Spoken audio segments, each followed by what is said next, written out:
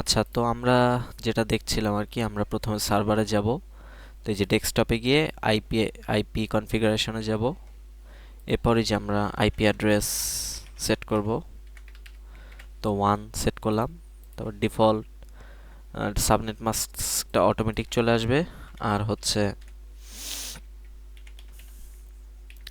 Default gateway হবে, লাস্টের host অ্যাড্রেসটা দিলে ভালো হয়, লাইক ধরলাম 254 দিলাম।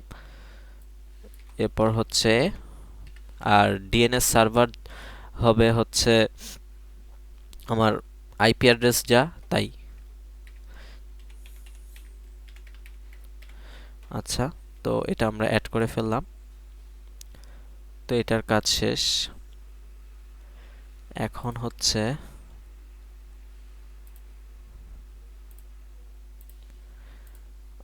আচ্ছা, তখন আমি মনে হয় ভুল জায়গায় গিয়েছিলাম, যাই হোক। তো এরপর সার্ভিসেসে যাব। সার্ভিসেসে গেলে এই যে ডিএইচসিপি এখানে যাব।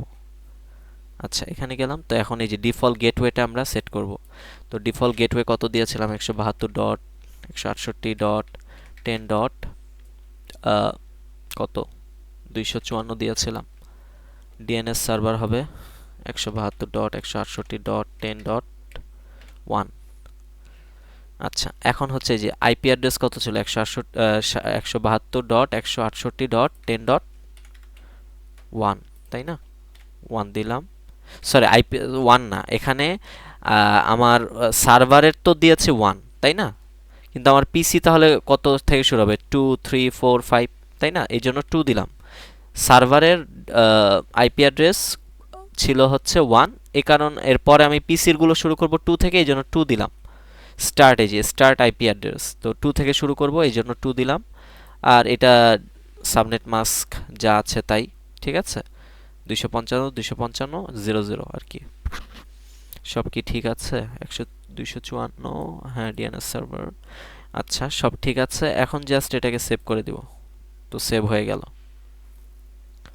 আচ্ছা, তো এই যে প্রথম সার্ভারের প্রথম নেটওয়ার্কের সাথে সংযুক্ত যে সার্ভারটা আছে ওই সার্ভারের কাজ শেষ। এবার আমরা দ্বিতীয় নেটওয়ার্কের সার্ভারে যাই। একইভাবে আইপি কনফিগারেশনে গিয়ে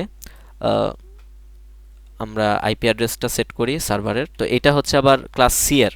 তো 192.168.10.1 দিলাম। সাবনেট মাস্ক অটোমেটিক চলে আসবে। ডিফল্ট গেটওয়ে দিব 192.168.10.254, মানে লাস্ট হোস্ট অ্যাড্রেসটা দিলাম আর কি, 254 দিলাম। যদি ধরো এটা রেঞ্জ যদি হয় 256, সরি 255, 255, 0 থেকে 255 পর্যন্ত কয়টা? 256টা। তাহলে নেটওয়ার্ক অ্যাড্রেস যদি 0 হয়, এর পরের নেটওয়ার্ক অ্যাড্রেস কি হবে? 256, হ্যাঁ। তো ধরলাম এটার মানে আমাদের ওই যে নেটওয়ার্ক অ্যাড্রেস রেঞ্জটা হচ্ছে 256। তাহলে প্রথম নেটওয়ার্কের হোস্ট অ্যাড্রেসের শেষের হোস্ট অ্যাড্রেসটা কত? 254 হবে না? তো ওইটাই আর কি মানে দিলাম। এরকম কিছু হয়তো বা, আমি আসলে এটা ভালোভাবে জানি না। 10.1 মানে ডিএনএস সার্ভারও কি হবে? আমার এখানে আইপি অ্যাড্রেস যা তাই। এরপর আমরা সার্ভিসেসে যাব, ডিএইচসিপি এখানে যাব। তো গিয়ে এখন এই যে আমরা প্রথমে ডিফল্ট গেটওয়েটা সেট করি 168.10.10.254। ডিএনএস সার্ভার হবে 192.168.10.1। আচ্ছা, এরপর হচ্ছে 10 ডট কত হবে? কত থেকে শুরু করব? 2 থেকে শুরু করব, যেহেতু আমার সার্ভারের আইপি অ্যাড্রেস দিয়েছে 1। তো এই যে সার্ভারের সাথে সংযুক্ত মানে সার্ভারের পিসি গুলোর এই নেটওয়ার্কের পিসি গুলো তাহলে 2, মানে একটা 2, তারপর 3, 4, 5, 2 থেকে শুরু করবে, এই জন্য 2 দিলাম। আচ্ছা, এরপর সাবনেট মাস্ক এটা তো ঠিকই আছে। ওহ, এখানে তো মানে আমার ডিএইচসিপিটা অন করতে হবে। ঠিক আছে, যে অন করে দিলাম। এটাই মনে হয় অন করা হয়নি, এখন গিয়ে করতে হবে। তো এখানে সবকিছু আশা করি ঠিক আছে। এখন যদি সেভ দেই, আচ্ছা সেভ দিলাম, তো সেভ হয়ে গেল।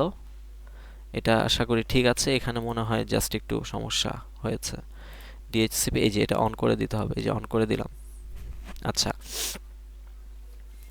তো এখন দেখি যে আমি ডাইনামিক্যালি আমার পিসিগুলোতে আইপি অ্যাড্রেস, তারপর সাবনেট মাস্ক, এগুলো ডিফল্ট গেটওয়ে এগুলো সেট করতে পারি কিনা। তো এটার জন্য আমরা এবার স্ট্যাটিক না, আমরা এই যে ডিএইচসিপিটা ইউজ করব।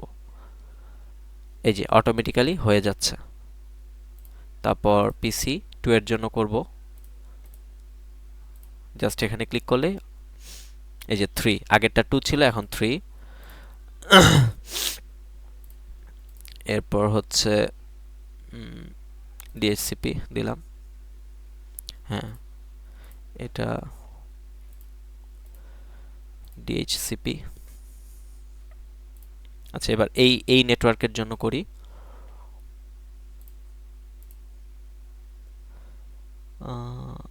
আচ্ছা, ডিএইচসিপি, হ্যাঁ ঠিক আছে। ডেস্কটপ, এটা আসবে 3, হ্যাঁ ঠিক আছে।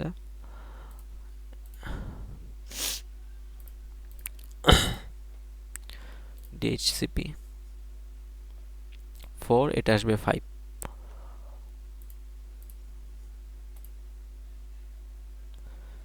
ঠিক আছে।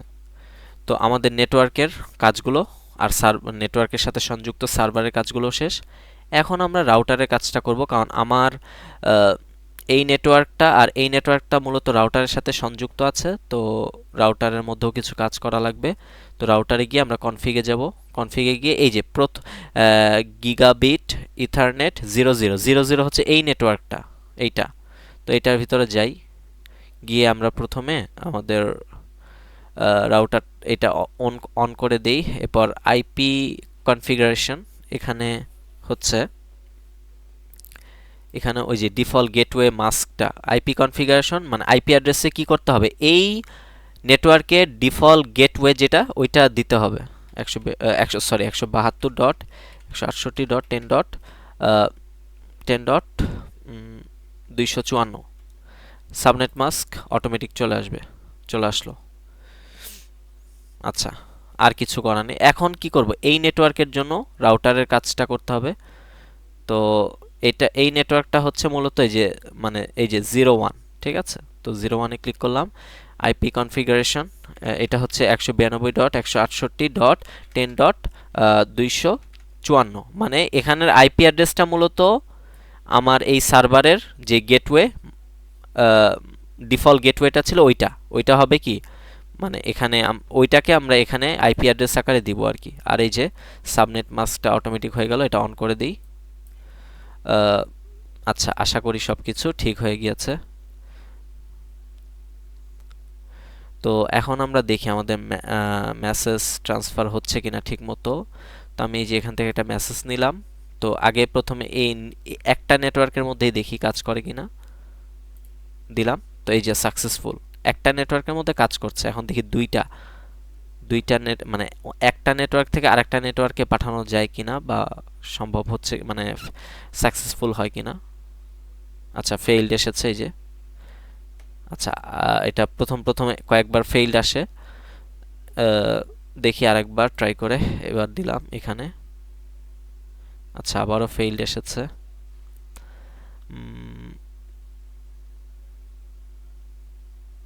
এবার দেখি এটা এটা হ্যাঁ, এই যে দেখো এবার সাকসেসফুল এসেছে। সাকসেসফুল, তার মানে আমার কি কাজ যা করেছি সব ঠিক আছে। আবার দেখি, দিলাম, এই যে সাকসেসফুল। এখন দেখবা ঠিক মতো কাজ করছে। এই যে এখান থেকে এখানে দিলাম, ফেইল্ড এসেছে। আরেকবার দেই, এটা এই যে সাকসেসফুল। তো এটা যদি একটু সিমুলেট করে দেখি, সিমুলেশনে যাব। এরপর এই যে এখানে ক্লিক করতে থাকবো।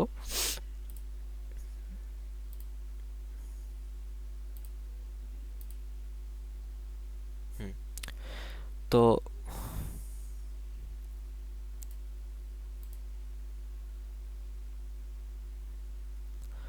তো এই যে এভাবে সিমুলেট করেও দেখা যাবে আর কি। তো আশা করি এই টাস্কটা সবাই বুঝতে পারবো ইনশাল্লাহ। তো আজকে এতটুকুই। আসসালামু আলাইকুম।